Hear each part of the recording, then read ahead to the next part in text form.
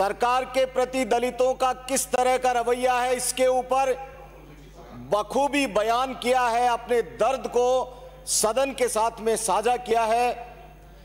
यदि इस सरकार के मन में दलितों के प्रति जरा बहुत भी, थोड़ा बहुत भी यदि करुणा का भाव है और दलितों के मसीहा नहीं, इस देश को संविधान देने वाले बाबा साहब भीमराव अंबेडकर जी के प्रति यदि थोड़ी बहुत भी श्रद्धा है, तो आसन के माध्यम से बात पहुंचाना चाहता हूं। इस राजस्थान की विधानसभा के अंदर बाबा साहब भीमराव अंबेडकर जी की आदमकद प्रतिमा लगाने का आदेश जारी करें। यह बार बार मांग मैं उठाऊंगा, क्योंकि दलितों की बात चल रही थी। क्योंकि मैं उस प्रदेश से आता हूं, मैं उस इलाके से आता हूं जहां उद्योग मंत्री भी रहे, राजस्थान के उप मुख्यमंत्री भी रहे और इस विधानसभा के अध्यक्ष भी रहे, परम आदरणीय हरिशंकर जी भाभड़ा साहब, जिन्होंने एक सपना देखा कि मेरे देश के, मेरे क्षेत्र के नौजवान, बेरोजगार नौजवानों को रोजगार मिले, और उसके लिए मेगा हाईवे और नेशनल हाईवे के ऊपर बसे हुए रतनगढ़ में इंडस्ट्रियल एरिया लगाया, रिको इंडस्ट्रियल एरिया, और सपना देखा कि यहां पर बेरोजगार नौजवानों को रोजगार मिलेगा। लेकिन उनके सपने को चकनाचूर करने का काम आज की राजस्थान की कांग्रेस सरकार करने पर तुली हुई है, यह आमादा है। रिको इंडस्ट्रियल एरिया की हालात, यहां पर अधिकारी बैठे हैं, माननीय मंत्री महोदय, आपके माध्यम से करना चाहता हूं। सबसे पहले मैं मेरे विधानसभा क्षेत्र से यदि शुरुआत करूं, क्यों आएगा यहां पर उद्योगपति? राजस्थान के उद्योगपतियों ने देश और दुनिया के अंदर नाम कमाया है, इन्होंने अपना सिक्का पूरे विश्व के अंदर जमाया है। आज हमारे यहां से छोड़ करके वो लोग दूसरे प्रदेशों के अंदर जाते हैं, और यहां पर जब इंसर्जेंसी के टाइम के अंदर वो लोग राजस्थान की तरफ निगाह लगाई, आशा लगाई कि हम लोग यहां पर आकर के सेटल हो जाएंगे, वो वापस जाने पर मजबूर हो गए। क्यों मजबूर हो गए वो यहां से वापस जाने के लिए? यहां की लाल फीताशाही के कारण, यहां के अड़ियल रवैये के कारण। एकल खिड़की की बात करने वाले आप लोग, कहां है एकल खिड़की? आपके दांत हाथी के दांत खाने के ओर, दिखाने के ओर है। आप लोगों ने घड़ियाली आंसू बहाने का काम किया है, लेकिन आपकी पोल अभी अभी 2 सदस्यों ने खोली है। और सत्ता पक्ष के माननीय विधायक बाबूलाल जी नागर का तो बहुत धन्यवाद देता हूं कि आपने कम से कम हिम्मत करके सरकार में रहते हुए सरकार के खिलाफ जो सरकार की दलित विरोधी नीति है उसका तो खूब अच्छी तरह से बखान किया है। मेरे रिको इंडस्ट्रियल एरिया रतनगढ़ की बात करूं, कैसे वहां पर उद्योग पनपेगा? वहां पर सड़कों की हालत इतनी खराब है कि वहां पर चला नहीं जा सकता है, ट्रक तो आना दूर की बात है, यदि आप पैदल भी जाओगे तो सुरक्षित फैक्ट्री तक नहीं पहुंच सकते हो। इतने सड़कों के हालात खराब हैं। बार बार विभाग को लिख करके दिया जा चुका है, और इन 10 वर्षों से इन सड़कों के ऊपर कोई डामरीकरण का कार्य, 12 साल हो गए, डामरीकरण का कार्य इन सड़कों के ऊपर अभी तक नहीं हो पाया है। मैं आपसे विनम्र निवेदन करता हूं कि सभी उद्यमी क्या सर्विस शुल्क नहीं देते हैं? आप पूछिए रिको के अधिकारियों से कि सर्विस शुल्क लेने के बाद में पैसा जमा है उद्योगपतियों का, उसके बाद में इनकी सड़कों के हालात इतने खराब क्यों हैं? मेरे यहां पर काठ का काम बहुत होता है और लकड़ी का काम होता है, तो वहां अग्निशमन यंत्र, अग्निशमन जो गाड़ी है उसकी वहीं पर व्यवस्था होनी अत्यंत आवश्यक है। पिछले दिनों 6 बार आग लगी। माननीय उपनेता प्रतिपक्ष महोदय चूरू से आते हैं, चूरू के अंदर 0 इंडस्ट्रियल एरिया है, 0 जोन है, उसके अंदर इतनी बड़ी 6 बार दुर्घटना होने के बाद में करोड़ों रुपए का फैक्ट्री के अंदर नुकसान हो जाता है। हम बार बार गुहार करते रह गए कि एक अग्निशमन जो गाड़ी है वो वहां पर ही खड़ी करवा दो। नगरपालिका को सूचना करते हैं, नगरपालिका की गाड़ी आती है, तब तक पूरी इंडस्ट्री धू धू करके जल जाती है, करोड़ों रुपए का नुकसान हो जाता है। मैं मांग करता हूं माननीय उद्योग मंत्री महोदया आपसे कि आप वहां पर न केवल अग्निशमन की गाड़ी दें, बल्कि वहां पर उसके रखरखाव के लिए व्यवस्था करवाएं और वो ड्राइवर के साथ दें। आप ऐसा नहीं कहें कि नगरपालिका ड्राइवर देगा और हम गाड़ी दे देंगे। गाड़ी तो आपदा राहत के अंदर आप दे दोगे, लेकिन उसके रखरखाव और उसको ड्राइवर की जिम्मेदारी और वहां पर उसके लिए व्यवस्था मकान के करवाने के काम भी आप करेंगे। हालात इतने खराब हैं कि एलईडी लाइट्स नहीं, रोड के ऊपर किसी तरह का कोई रोशनी की व्यवस्था नहीं। चोर आराम से, वैसे ही कानून व्यवस्था राजस्थान की बहुत अच्छी है, ये आप सब लोगों ने सुनाई है। और दलितों के साथ में तो किस तरह के अत्याचार होते हैं। मेरे रतनगढ़ के अंदर 44 नंबर की एफआईआर, एक दलित युवक को पीट करके अधमरा करके मरा हुआ जान करके छोड़ गए और उसके बाद में मुख्य मुलजिम आज भी पहुंच से बाहर है। मैंने आईजी साहब, एसपी साहब सबसे गुहार लगा दी कि इन दलितों के ऊपर अत्याचार तो बंद करो। उद्योग पर बोलिए। माननीय सभापति महोदय, उद्योग के ऊपर बोल रहा हूं। यदि दलितों के साथ में इस तरह का अत्याचार होगा तो कौन यहां उद्योग लगाने के लिए आएगा? इसलिए ये रिलेटेड है। और ऐसी स्थिति के अंदर हम सही कह रहा हूं, कानून व्यवस्था यदि जिस प्रदेश के अंदर खराब होगी तो बाहर से कोई नहीं आएगा। यहां पर चोरियां हो रही हैं, लाइट नहीं है, चोरों के ऊपर अंकुश नहीं है। ये कानून व्यवस्था के कारण आपके उद्योग बीमार नहीं, खत्म होते जा रहे हैं। राजस्थान की जब भारतीय जनता पार्टी की सरकार आती है, आपके द्वारा किए गए बीमारू प्रदेश को हम उसको ठीक करने की कोशिश करते हैं और फिर 5 साल बाद में आप आकर के उसको बीमारू से खत्म करने पर तुले हो जाते हैं। ये अभी बाबूलाल जी नागर ने कहा है।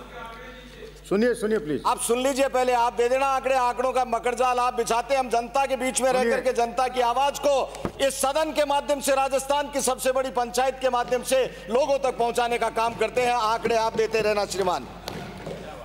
माननीय उद्योगपति महोदय, मेरे रिको इंडस्ट्रियल एरिया के साथ से लगती हुई अपनी योजना की पाइपलाइन जा रही है। आप इतना तो कष्ट कर दो कि उनको पानी मिले, उद्योगों को पानी, बिजली, सड़क, रोशनी ये मिलेगा तभी तो उद्योग पनपेगा। आप बताओ कैसे पनपेगा? कभी पनपेगा नहीं। तो पनपेगा तो पानी दे दो। अपनी योजना की लाइन जारी है पास से, ये बार बार गुहार कर रहे हैं। आप रिको वाले अधिकारियों को कहिए कि इस अपनी योजना का पैसा जमा करा करके इनको पानी दो, जिससे ये उद्योग मरे नहीं। इसके अलावा मेरे यहां पर बड़े 440 केवी का भी बिजली की माकूल व्यवस्था है, लेकिन वहां पर उद्योग धंधों को बिजली मिले इस बात की व्यवस्था नहीं है। तो अलग से एक फीडर बना दो रतनगढ़ के लिए, जिससे वहां पर उद्योग धंधों को, रिको वालों को बिजली मिल जाए। मैं बहुत सारी बातें हैं माननीय अध्यक्ष महोदय, माननीय सभापति महोदय, जबरदस्ती का आंकड़ा 2 मिनट में कंक्लूड कर 2 मिनट में कंक्लूड कर दूंगा। माननीय सभापति महोदय, ये एमओयू की बातें बहुत चल रही थी, जबरदस्ती का आंकड़ा, जबरदस्ती कर करके आंकड़ा बढ़ाने के लिए ये सरकार जो कर रही है, ये जनता सब जानती है। कृपया बोलने वाले सदस्य को डिस्टर्ब नहीं करें। आप जब आप बोलते हैं तो ये चुप रहते हैं, ये बोले तो आप चुप रहिए। माननीय सभापति महोदय, आपका बहुत बहुत धन्यवाद, आपने मेरे को संरक्षण दिया। अभी मेरे साथी कह रहे थे जहां न पहुंचे चीलगाड़ी बैलगाड़ी, मैं उसमें एक शब्द और जोड़ देता हूं, चीलगाड़ी जहां नहीं पहुंचे वहां भी, बैलगाड़ी नहीं पहुंचे वहां भी मारवाड़ी पहुंचता है। इन मारवाड़ी लोगों ने यहां की अव्यवस्थाओं के कारण दूसरे प्रदेशों के अंदर शरण लेकर के वहां उद्योग धंधों को पनपाया। अब आप देखो कैसी व्यवस्था है। बीकानेर की मिट्टी गुजरात जाती है, बीकानेर की मिट्टी मोरबी में जाती है और वहां से टाइल बनकर के राजस्थान में ट्रक के ट्रक आते हैं। उद्योग मंत्री महोदया चली गई, क्या ध्यान दिया कभी? अरे राजस्थान के अंदर खनिज है, राजस्थान के अंदर इतना बड़ा भूभाग है, राजस्थान के अंदर सब कुछ है। सोलर हब के लिए राजस्थान, और उसके अंदर भी सबसे ज्यादा गर्मी पड़ने वाले प्रदेश चूरू का नाम आता है। चूरू को सोलर हब बनाइए कोई स्कीम आप लोग, लेकिन आप तो इस प्रदेश की आर्थिक व्यवस्था को खत्म करने पर तुले हुए हैं। ऐसी स्थिति के अंदर आपका सोच तो वहां से बाहर जाता ही नहीं है। मैं उम्मीद करता हूं कि जब उद्योग मंत्री महोदया जवाब देंगी तो उसके अंदर चूरू को सोलर हब बनाने की घोषणा भी करेंगी। मैं बहुत सारी बातें हैं, 1-2 बातें ब्राह्मण का बेटा हूं, ये देवस्थान के बारे में भी कर लूं। माननीय सभापति महोदय, बस 2 मिनट के अंदर मेरी बात को समाप्त कर दूंगा, आप मुझे संरक्षण देंगे 2 मिनट में। मंदिरों के लिए बड़े बड़े मंदिर हैं, सालासर बालाजी का मंदिर है, खाटू श्याम जी का मंदिर है, लाखों की तादाद के अंदर वहां श्रद्धालु लोग आते हैं, लेकिन वहां पर न तो कोई सीवरेज की योजना है, न ड्रेनेज की योजना है, बीमारियां वहां पर फैल जाती हैं, क्योंकि इतने अब मेले लगेंगे तो लाखों लोग आते हैं। तो मैं सरकार से मांग करना चाहता हूं कि ये जो बड़े मंदिर है वहां पर सीवरेज, ड्रेनेज और जो गंदगी है उस गंदगी के लिए कोई प्लांट ऐसा लगा करके उसके लिए भी कोई व्यवस्था की जाए, कचरा संग्रहण और निष्पादन के लिए। राजस्व रिकॉर्ड में पुजारियों के जो नाम विलोपित हो गए थे वो कई जिलों के अंदर तो वापस जोड़े गए, लेकिन मेरे चूरू जिले के अंदर मेरे लोगों ने ये बताया है कि वहां पर राजस्व रिकॉर्ड में उनके नाम जोड़े जाएं, जिससे मंदिर भूमि के संरक्षक और बिजली पानी कनेक्शन, फसल खराबे का मुआवजा, बिजली, कृषि उपादान आदि पर अनुदान के लिए वो पुजारी भी सक्षम हो सकें। बाकी बहुत सारी बातें हैं, मैं लंबा समय नहीं, क्योंकि सभापति महोदय से वादा कर चुका हूं। 1 मिनट के अंदर बस अपनी बात को समाप्त करते हुए कि राजस्थान को यदि इस यहाँ के लोगों के उपयोग को लेना है, यहाँ के इस इंफ्रास्ट्रक्चर के लिए, डेवलपमेंट के लिए और उद्योगों के विकास के लिए, यहाँ के इस राजस्थान को जो रिच है राजस्थान वैसे हर चीज के अंदर इसका उपयोग लेना है, तो सरकार संकीर्ण मानसिकता से उभरे और आने वाले समय के अंदर नए उद्योग धंधे लगाने की न केवल घोषणा करे बल्कि उनको मूर्त रूप देने का काम करे। धन्यवाद। जय हिंद, जय भारत। श्री नारायण बेनीवाल। उद्योग मंत्री जी तो है नहीं, 9 लोग बैठे हैं सामने। इन मंत्रियों को ये कह दो कागज लेके नाटक तो करे लिखने का। माननीय सदस्य ने इतनी बात कही, लिखेंगे नहीं है, इनका कोई सरोकारता नहीं है। मंत्री जी बैठे, क्या मांग हो रही है, क्या बोल रहे हैं माननीय सदस्य? एक कागज ले लो भगवान के लिए, इन मंत्री बैठे, कागज लेके नाटक तो करो। ये लिख रहे हैं, ये नाटक भी नहीं आता इनको। कांग्रेस में रह के नाटक नहीं सीखे आप। कटारिया जी बैठे हैं, अब हालत देखो आप। ये दो बैठे लिख रहे हैं, मैं 2 और मेरे 6 लिख रहे हैं। आप चिंता नहीं। 3 मंत्री बैठे हैं, सचेतक भी लिख रहे हैं। हाँ लिख रहा हूँ, मैं लिख रहा हूँ। अगर इन्होंने उद्योग, आपकी बात मान सकता हूँ, अगर इन्होंने उद्योग के बारे में एक लिखा ना तो मैं आपको मैं सदन छोड़ के चला जाऊँ। इन एक कागज अभी जब्त करो, इनके कागज जब्त करो, कागज रखिए आप, कागज नहीं रखिए, कागज इन्होंने कहा ना रखिए कागज, मैं छोड़ के सदन जाता हूँ। 100 मंत्री का रखो कागज, उद्योग टेबल करिए कागज। आप सदन में बोल रहे हो, सब्जी मंडी में बोल रहे हो, करो टेबल कागज। उद्योग कागज लिखते नहीं है। उद्योग मंत्री जी आ गई।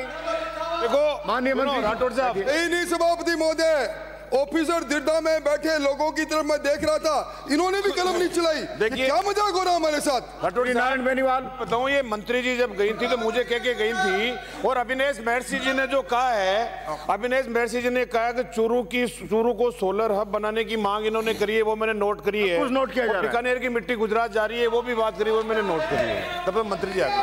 आप शुरू करिए प्लीज। माननीय सभापति महोदय, दे दिया मैंने आपको। बैठो प्लीज।